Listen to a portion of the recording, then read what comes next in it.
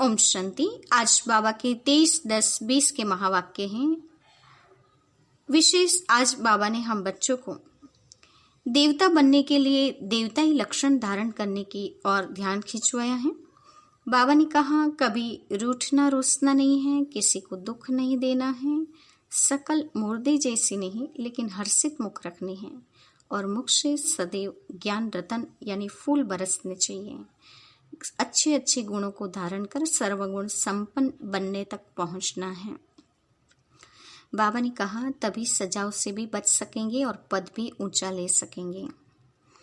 छीछी काम करने से बचना चाहिए और श्रेष्ठ काम करना चाहिए।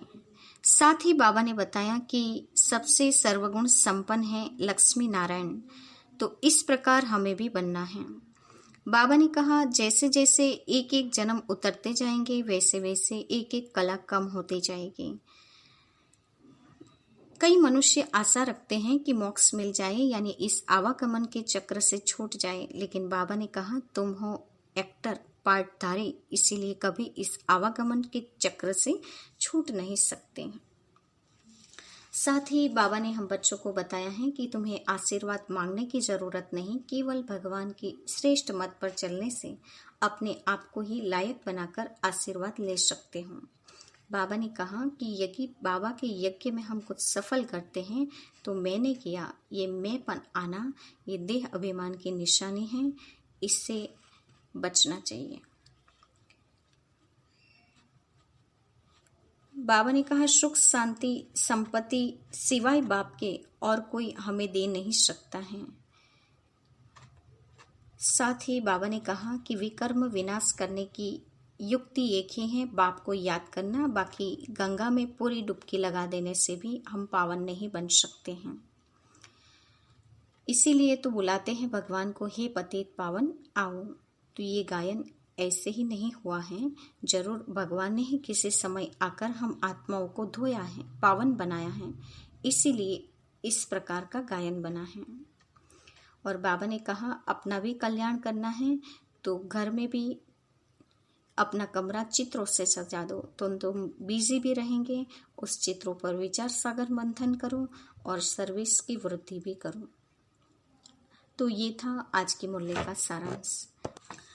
अब हम मुरली की शुरुआत करते हैं। मीठे बच्चे, श्रेष्ठ ते श्रेष्ठ बनने के लिए स्वयं भगवान तुम्हें मत दे रहे हैं, जिससे तुम नरकवासी से स्वर्गवासी बन जाते हो। बाबा कहते हैं, भगवान की श्रेष्ठ मत से हम नरकवासी से स्वर्गवासी बन जाएंगे।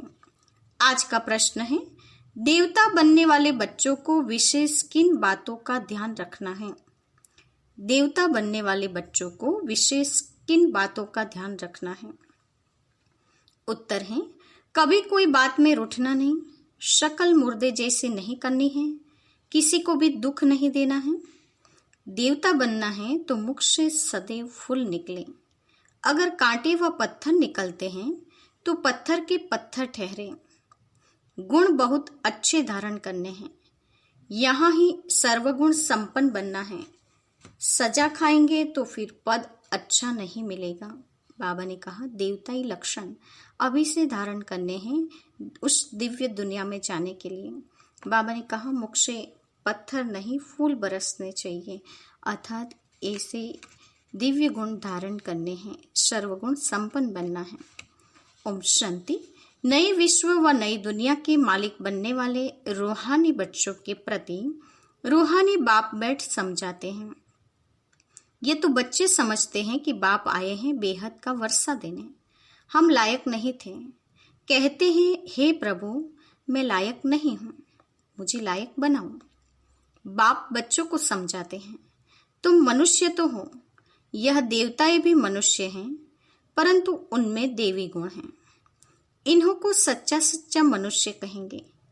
मनुष्यों में आसुरी गुण होते हैं तो चलन जानवरों में शल हो जाती हैं। देवी गुण नहीं है तो उसको आसुरी गुण कहा जाता है। अब फिर बाप आकर तुमको श्रेष्ठ देवता बनाते हैं। सचखंड में रहने वाले सच्चे सच्चे मनुष्य यह लक्ष्मी नारायण हैं। इन्हों को फिर देवता कहा जाता है। इन्हों में देवी गुण हैं। बल गाते भी हैं, हे पतित पावन आओ। परंतु पावन राजाएं कैसे होते हैं, फिर पतित राजाएं कैसे होते हैं, यह राज कोई नहीं जानते। वह है भक्ति मार्ग, ज्ञान तो और कोई जानता नहीं। तुम बच्चों को बात समझाते हैं और ऐसा बनाते हैं। कर्म तो यह देवताएं भी सतयुग में करते हैं, परंतु पतित कर्म नहीं करते हैं। Underline point. सतयुग में भी देवी देवताएं कर्म करते हैं, लेकिन वो कर्म पतित नहीं होते, उनमें देवी गुण हैं। छीछी काम न करने वाले ही स्वर्गवासी होते हैं। नरकवासी से माया छीछी काम कराती है। अब भगवान बैठ श्रेष्ठ काम कराते हैं और श्रेष्ठ मत देते हैं कि ऐसे छीछी काम नहीं करो। श्रेष्ठ ते श्रेष्ठ बनने के लिए श्रेष्ठ ते श्रेष्ठ मत देते हैं। देवता ही श्रेष्ठ है ना, रहते भी हैं नई दुनिया स्वर्ग में। यह भी तुम्हारे में नंबरवार पुरुषार्थ अनुसार जानते हैं, इसलिए माला भी बनती है 8 की व 108 की करके 16,108 की भी कहेंगे। वह भी क्या हुआ, इतने करोड़ मनुष्य हैं, इनमें 16,000 निकले तो क्या हुआ, 1/4% भी नहीं। बाप बच्चों को कितना उच्च बनाते हैं। रोज बच्चों को समझाते हैं कि कोई भी विकर्म नहीं करो। बाबा अलर्ट कर रहे हैं, सावधान कर रहे हैं कि बच्चे अभी कोई भी विकर्म नहीं करो। तुमको ऐसा बाप मिला है तो बहुत खुशी होनी चाहिए। तुम समझते हो कि हमको बेहद के बाप ने अडॉप्ट किया है, हम उनके बने हैं। बाप हैं स्वर्ग का रचयिता, तो ऐसे स्वर्ग का मालिक बनने के लायक सर्वगुण संपन्न बनना पड़े। ये लक्ष्मी नारायण सर्वगुण संपन्न थे, इन्हों के लायकी की महिमा की जाती है। फिर 84 जन्मों के बाद न लायक बन जाते हैं। एक जन्म भी नीचे उतरे तो कला कम हुई, ऐसे धीरे धीरे कम होती जाती हैं। जैसे ड्रामा भी जो मिसल चलता है ना, तुम भी धीरे धीरे नीचे उतरते हो तो 1250 वर्ष में 2 कला कम हो जाती हैं। फिर रावण राज्य में जल्दी जल्दी कला कम हो जाती हैं, ग्रहण लग जाता है। जैसे सूर्य चांद को भी ग्रहण लगता है ना, ऐसे नहीं कि चंद्रमा सितारों को ग्रहण नहीं लगता है, सबको पूरा ग्रहण लगा हुआ है। अब बाप कहते हैं याद से ही ग्रहण उतरेगा, कोई भी पाप नहीं करो। पहला नंबर पाप है देह अभिमान में आना, यह कड़ा पाप है। बच्चों को इस एक जन्म में शिक्षा मिलती है, क्योंकि अभी दुनिया को चेंज होना है। बाबा ने कहा अभी सृष्टि परिवर्तन के मोड़ पर है, इसीलिए बाप शिक्षा देते हैं। फिर ऐसी शिक्षा कभी मिलती नहीं। बैरिस्टरी आदि की शिक्षा तो तुम जन्म जन्मांतर लेते आए हो, स्कूल आदि तो सदा है ही। यह ज्ञान एक बार मिला बस। ज्ञान सागर बाप एक ही बार आते हैं, वह अपना और अपनी रचना के आदि मध्य अंत की सारी नॉलेज देते हैं। बाप कितना सहज समझाते हैं। तुम आत्माई पार्टधारी हो, आत्माएं अपने घर से आकर यहाँ पार्ट बजाती हैं, उनको मुक्तिधाम कहा जाता है। स्वर्ग है जीवन मुक्ति, यहाँ तो है जीवन बंध। यह अक्षर भी यथार्थ रीति याद करने हैं। मोक्ष कभी होता नहीं। मनुष्य कहते हैं मोक्ष मिल जाए अर्थात आवागमन के चक्र से निकल जाए, परंतु पाठ से तो कोई निकल नहीं सकते। यह अनादि बना बनाया खेल है। वर्ल्ड की हिस्ट्री ज्योग्राफी हूबहू रिपीट होती है। सतयुग में वही देवताएं आएंगे, फिर पीछे इस्लामी बौद्धि आदि सब आएंगे। यह ह्यूमन झाड़ बन जाएगा। इनका बीज ऊपर में है। बाप है मनुष्य सृष्टि का बीज रूप। मनुष्य सृष्टि तो है ही, परंतु सतयुग में बहुत छोटी होती है, फिर धीरे धीरे बहुत वृद्धि होती जाती है। अच्छा, फिर छोटी कैसे होगी? जरूर बाप आकर पतित से पावन बनाते हैं। कितने थोड़े पावन बनते हैं, कोटों में कोई निकलते हैं। आधा कल्प बहुत थोड़े होते हैं, आधा कल्प में कितनों की वृद्धि हो जाती है। तो सबसे जास्ती संप्रदाय उन देवताओं की होनी चाहिए, क्योंकि पहले पहले यह आते हैं, परंतु और धर्म में चले जाते हैं, क्योंकि बाप को ही भूल गए हैं। यह है एकच भूल का खेल। भूलने से कंगाल हो जाते हैं, भूलते भूलते एकदम भूल जाते हैं। भक्ति भी पहले एक की करते हैं, क्योंकि सर्व की सद्गति करने वाला एक है, फिर दूसरे किसी की भक्ति क्यों करनी चाहिए। इन लक्ष्मी नारायण को भी बनाने वाला तो शिव है ना, कृष्ण बनाने वाले कैसे होगा? यह तो हो नहीं सकता। राजयोग सिखलाने वाला कृष्ण कैसे होगा? वह तो है सतयुग का प्रिंस। कितनी भूल कर दी है, बुद्धि में बैठता नहीं है। अब बाप कहते हैं मुझे याद करो और देवी गुण धारण करो। कोई भी प्रॉपर्टी का झगड़ा आदि है तो उनको खलास कर दो। झगड़ा करते करते तो प्राण भी निकल जाए। बाप समझाते हैं इसने छोड़ा तो कोई झगड़ा आदि थोड़े ही किया। बाबा ने कहा ब्रह्मा बाबा ने छोड़ा तो कोई झगड़ा आदि थोड़ी किया, कम मिला तो जाने दो, उसके बदले कितनी राजाएं मिल गईं। बाबा बताते हैं मुझे साक्षात्कार हुआ विनाश और राजाएं का, तो कितनी खुशी हुई। हमको विश्व की बादशाही मिलनी है तो यह सब क्या करेंगे? ऐसे थोड़ी कोई भूख मरेंगे। बिगर पैसे वाले भी पेट तो भरते हैं ना। मम्मा ने कुछ लाया क्या? कितना मम्मा को याद करते हैं। बाप कहते हैं याद करते हो यह तो ठीक है, परंतु अभी मम्मा के नाम रूप को याद नहीं करना है। हमको भी उन जैसी धारणा करनी है। हम भी मम्मा जैसे अच्छा बनकर गद्दी लायक बने। सिर्फ मम्मा की महिमा करने से थोड़ी हो जाएंगे। बाप तो कहते हैं मामेकम याद करो। याद की यात्रा में रहना है। मम्मा जैसा ज्ञान सुनाना है। मम्मा की महिमा का सबूत तब हो जब तुम ऐसी महिमा लायक बनकर दिखाओ। सिर्फ मम्मा मम्मा कहने से पेट नहीं भरेगा, और ही पेट पेट से लग जाएगा। श्री बाबा को याद करने से पेट भरेगा। बाबा ने कहा विकर्म विनाश तो एक पाप कर्म कट होंगे श्री बाबा की याद से। बाकी मम्मा या ब्रह्मा बाबा को याद करने या महिमा करने से पेट नहीं भरेगा। इस दादा को भी याद करने से पेट नहीं भरेगा। याद करना है एक को, बलिहारी सारी एक की है। युक्तियां रचनी चाहिए सर्विस की। सदैव मुख से फूल निकले। अगर कांटे पत्थर निकालते हैं तो पत्थर के पत्थर ठहरे। गुण बहुत अच्छे धारण करने हैं। तुमको यहाँ सर्वगुण संपन्न बनना है। सजा खाएंगे तो फिर पद अच्छा नहीं मिलेगा। यहाँ बच्चे आते हैं बाप से डायरेक्ट सुनने। यहाँ ताजा ताजा नशा बाबा चढ़ाते हैं। सेंटर पर नशा चढ़ता है, फिर घर गए संबंधी आदि देखें तो सारा खलाश। यहाँ तुम समझते हम बाबा के परिवार में बैठे हैं, वहाँ तो आसुरी परिवार होता है। कितने झगड़े आदि रहते हैं, वहां जाने से ही कीचड़ पट्टी में जाकर पड़ते हैं। यहाँ तो तुमको बाप भूलना नहीं चाहिए। दुनिया में सच्ची शांति किसको भी मिल न सके। पवित्रता सुख शांति संपत्ति सिवाय बाप के कोई दे नहीं सकता। ऐसे नहीं कि बाप आशीर्वाद करते हैं आयुष्यवान भव पुत्रवान भव, नहीं, आशीर्वाद से कुछ भी नहीं मिलता। ये मनुष्यों की भूल है।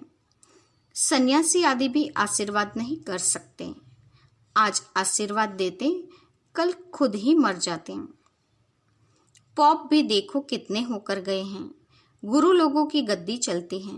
छोटेपन में भी गुरु मर जाते हैं, फिर दूसरा कर लेते हैं या छोटे चेले को गुरु बना देते हैं। ये तो बाप दादा है देने वाला। यह लेकर क्या करेंगे? बाप तो निराकार है ना, लेंगे साकार। यह भी समझने की बात है। ऐसा कभी नहीं कहना चाहिए कि हम शिव बाबा को देते हैं। नहीं, हमने शिव बाबा से पदम लिया, दिया नहीं। बाबा तो तुमको अनगिनत देते हैं। शिव बाबा तो दाता हैं, तुम उनको देंगे कैसे? मैंने दिया, यह समझने से फिर देह अभिमान आ जाता है। Underline point. मैंने शिव बाबा के यज्ञ में दिया, ये मैं बनाना, ये देह अभिमान की निशानी है। हम शिव बाबा से ले रहे हैं। बाबा के पास इतने ढेर बच्चे आते हैं, आकर रहते हैं, तो प्रबंध चाहिए ना। गोया तुम देते हो अपने लिए, उनको अपना थोड़ी ही कुछ करना है। राजधानी भी तुमको देते हैं, इसलिए करते भी तुम हो। तुमको अपने से भी ऊंच बनाता हूँ। ऐसे बाप को तुम भूल जाते हो। आधा कल्प पूज्य, आधा कल्प पुजारी। पूज्य बनने से तुम सुखधाम के मालिक बनते हो, फिर पुजारी बनने से तुम दुखधाम के मालिक बन जाते हो। यह भी किसको पता नहीं कि बाप कब आकर स्वर्ग की स्थापना करते हैं। इन बातों को तुम संगम युगी ब्राह्मण ही जानते हो। बाबा इतना अच्छी रीति समझाते हैं, फिर भी बुद्धि में नहीं बैठता। जैसे बाबा समझाते हैं ऐसे युक्ति से समझाना चाहिए। पुरुषार्थ कर ऐसा श्रेष्ठ बनना है। बाप बच्चों को समझाते हैं, बच्चों में बहुत अच्छे देवी गुण होने चाहिए। कोई बात में रूठना नहीं चाहिए। शकल मुर्दे जैसी नहीं करनी है। बाप कहते हैं ऐसे कोई काम अभी नहीं करो। चंडी देवी का भी मेला लगता है।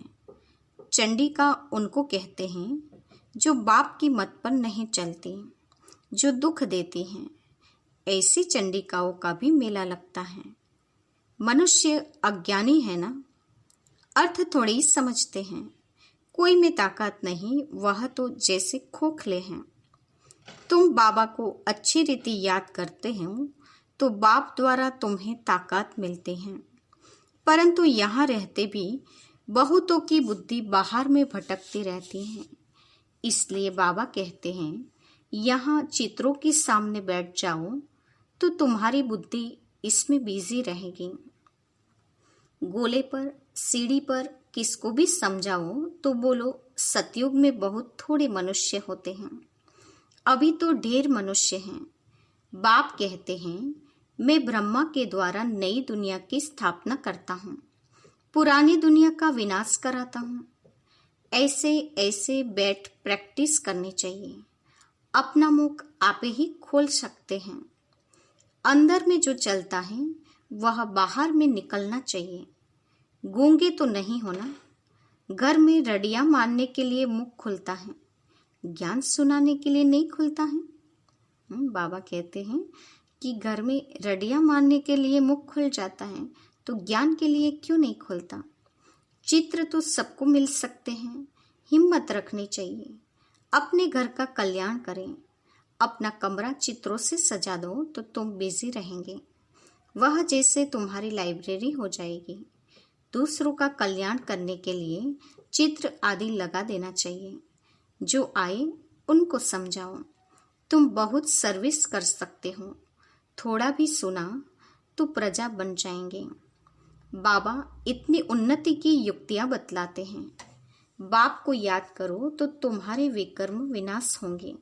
बाकी गंगा में जाकर एकदम डूब जाओ तो भी विकर्म विनाश नहीं होंगे।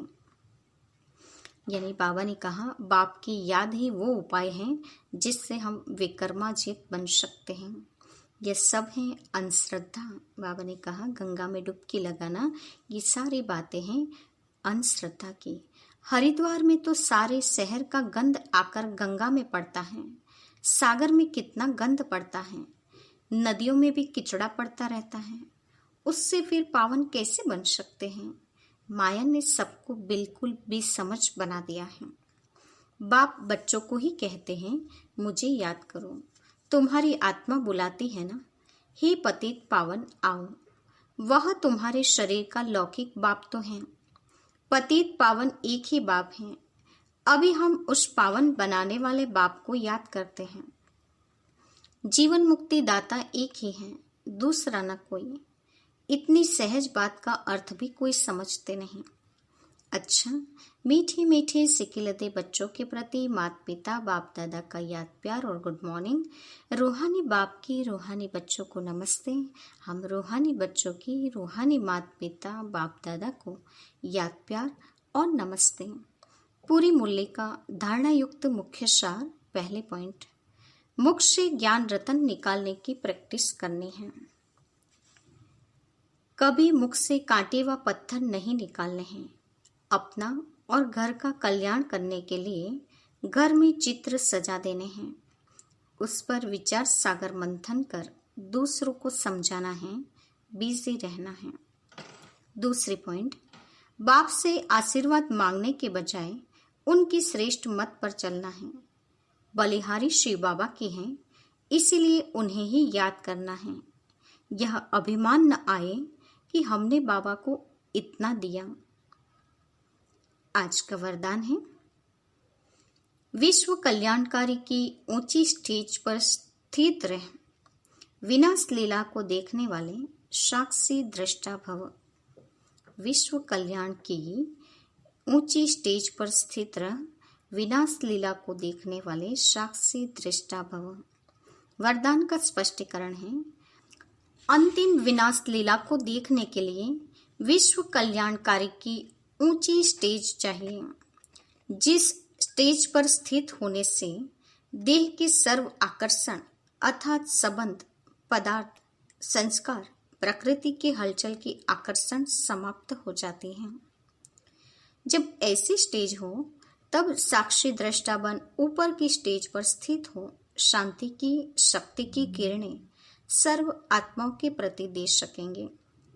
बाबा ने कहा, देह और देह की सर्व आकर्षणों से जब हम परे हो जाते हैं, ऊपर उठ जाते हैं, तब साक्षी दृष्टा बनकर विश्व की स्टेज पर स्थित हो सबको शांति और शक्ति का दान दे सकते हैं।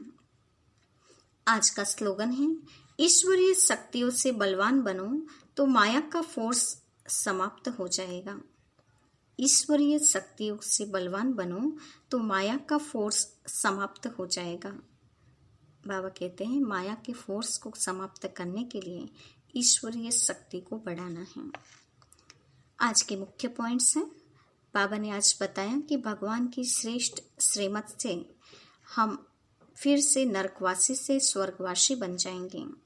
देवता बनने के लिए बाबा ने कहा, कभी रूठना रोसना नहीं है, सकल मुर्दे जैसी नहीं, लेकिन हर्षित मुख रखनी है।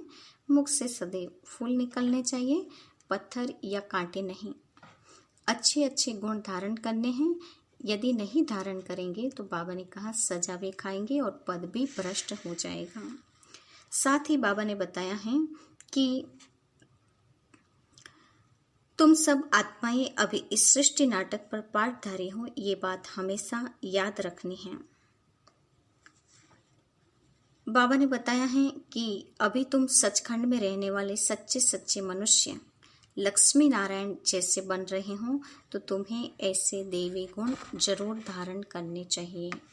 बाबा ने हम बच्चों को युक्ति बताते हुए कहा है कि तुम्हें बाप की याद से विकर्म विनाश कर सकते हो, बाकी गंगा के पानी में डुबकी लगाने से ये संभव नहीं हो सकता। सर्विस की भी युक्तियां रचनी चाहिए। बाबा ने कहा केवल मम्मा या बाबा को याद करने से या महिमा करने से कुछ नहीं होगा, इससे पेट नहीं भरेगा। याद तो शिव बाबा को ही करना पड़े तभी पेट भरेगा और इससे ही विकर्म विनाश होंगे। बलिहारी शिव बाबा एक के ही हैं। साथ ही बाबा ने अंत में ये बताया है कि तुम्हें आशीर्वाद मांगने की कोई ज़रूरत नहीं है, तुम्हें भगवान की श्रेष्ठ मत पर चलना है। इससे अपने आप ही आशीर्वाद लेने के लायक बन जाएंगे। और अंत में बाबा ने कहा विश्व कल्याणकारी बन के विश्व की स्टेज पर ऊंची स्टेज पर स्थित होंगे तो विनाश लीला को भी देख सकेंगे साक्षी बन के, और देह की सर्व आकर्षणों से मुक्त हो जाएंगे। तो ये सबसे ऊंची स्टेज है जिससे साक्षी दृष्टा बनकर आप विश्व को शांति और शक्ति की सकाश दे सकते हो। और अंत में बाबा ने कहा कि माया की फोर्स को समाप्त करना है तो ईश्वरीय शक्तियों को बढ़ाना है। अच्छा, ओम शांति।